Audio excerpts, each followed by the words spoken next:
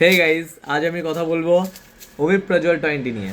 তো এটা হচ্ছে গ্যাসের ওষুধ। এই ওষুধ চেনে না এরকম বাঙালি বা এরকম খুবই কম আছে এখনকার দিনে। এখনকার যে পরিমাণে ফাস্ট ফুড বা ফ্রাইড ফুড যেগুলো আমরা খাই, সেগুলো এখন সবারই প্রত্যেকটা বাড়িতে এখন গ্যাস অম্বলের প্রবলেম।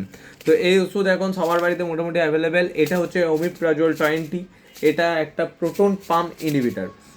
যেমন আমরা অ্যান্টাসিড ইউজ করি, H2 ব্লকার ইউজ করি, সেই রকমই এটা এক ধরনের মানে গ্যাসের গ্যাসের ক্যাপসুল বলবো, কারণ এটা ট্যাবলেট নয়, এটা ক্যাপসুল ফর্মে থাকে।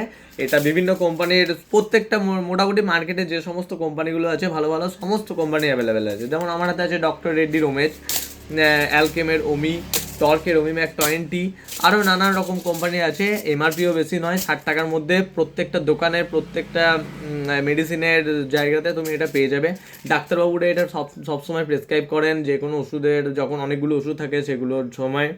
তো এটা মেনলি খাওয়ার টাইম হচ্ছে সকালবেলায় খায় মানুষ খালি পেটে, মানে ব্রেকফাস্টের 30 মিনিট আগে। আর এটা অনেকে কি করে, যখনই হয়তো গ্যাস অম্বল হলো একটা ওমেজ খেয়ে নিলাম বা একটা ওমিপ্রাজল খেয়ে নিলাম, এরকম হয়। কিন্তু এটা আমি বলবো যে খাওয়া উচিত নয়।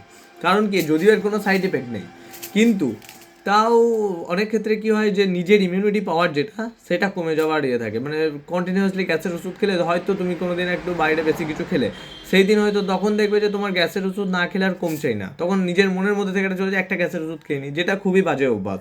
তো সেই কারণে আমি বলবো রেগুলার খাবে না, কিন্তু প্রত্যেকটা বাড়িতে এখন ওমিপ্রাজল রাখা মানে খুব দরকার। ঠিক আছে? তো কঙ্কনা হেলথ কেয়ার সবসময় অ্যাভেলেবেল, এমনি বাদ বাকি সমস্ত জায়গায় পেয়ে যাবে। তো গুড বাই।